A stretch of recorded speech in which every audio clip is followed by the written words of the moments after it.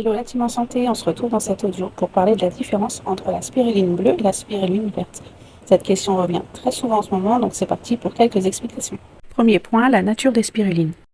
La spiruline verte est une microalgue, un aliment complet. La spiruline bleue, elle, est un extrait de la spiruline verte.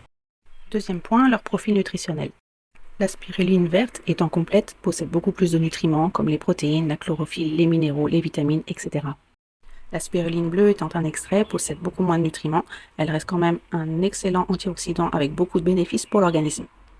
On va parler maintenant du prix. Puisqu'il y a besoin de plus de matières premières pour produire la spiruline bleue, elle est donc plus chère que la verte. On passe à la quatrième et dernière différence, et pas des moindres, le goût et l'odeur. Étant une algue, sentir et boire la spiruline verte, c'est un peu comme sentir et boire l'océan. Quant à la spiruline bleue, son goût et son odeur sont totalement neutres, et ça c'est un gros point positif.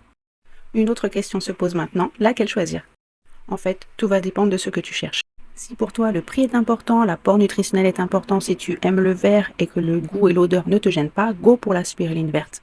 Par contre, si tu aimes cuisiner, jouer avec les couleurs, que tu cherches un boost d'antioxydants, choisis la bleue. Elle pourra aussi être un bon choix pour les enfants si tu veux compléter leur alimentation de façon super ludique. Voilà la team en santé, maintenant que tu sais tout, on se retrouve en commentaire et dis-moi la bleue ou la verte.